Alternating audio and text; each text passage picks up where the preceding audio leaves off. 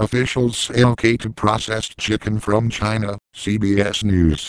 CBSNews.com, CBS Evening News, CBS This Morning, 48 hours, 60 minutes, Sunday morning, Face the Nation.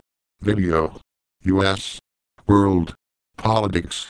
Entertainment. Health. Money Watch. C-Tech. Crime. Sports. More. Blogs The Feed Battleground The WH. Webshow 60 Overtime Face-to-Face.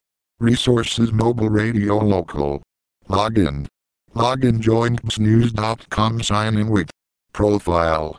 Manage my newsletter subscriptions. Update my email address. Change my password. Log out. By Daniel Elliott, CBS News /September 6, 2013, 4:06 p.m. Officials say okay to processed chicken from China. iStock photo. Updated 6 p.m. It's trendy to buy local or to ask where your favorite restaurant sources its fish. It's cool to know if the cheese you bought at the farmer's market was made within a 50-mile radius. But how often do you stop to wonder where your fast food chicken sandwich or the chunks of chicken in your soup come from?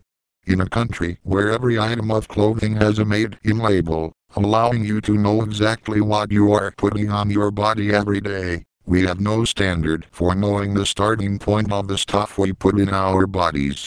And now, even if you do know where a chicken was raised, you'll have no way of knowing where it was sent for processing.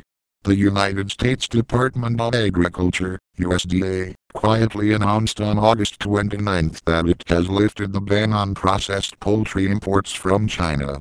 As the New York Times first reported, the products will be offered without a country of origin label.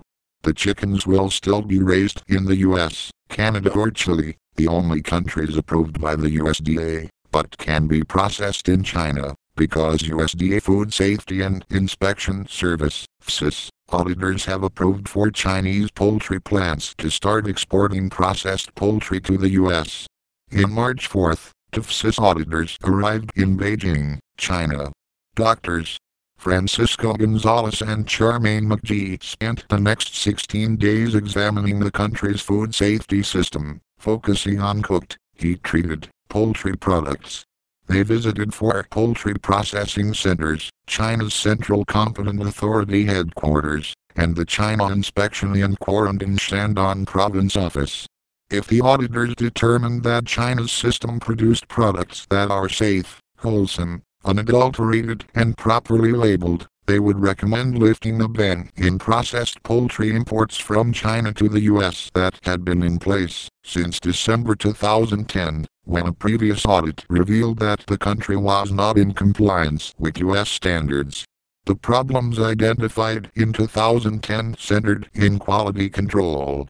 The auditors did not think the poultry plant workers were properly trained, which led to increased risks of poor sanitation and microbiological hazards. The plants also lacked a proper hazard analysis and critical control point (HACP) system, and they did not uniformly test for microbiological contamination. One of the main concerns was that the HACP and microbiological testing systems did not directly address Salmonella or Listeria contamination. In the March 2013 audit, the FSIS sought to determine if the Chinese government provides sufficient, consistent oversight of poultry plants that are deemed eligible to export to the U.S. They created mock situations to test the plant personnel and quizzed supervisors to see if they are not properly trained in the reformed Act, how to test for Salmonella and Listeria, and what to do in the case of contamination.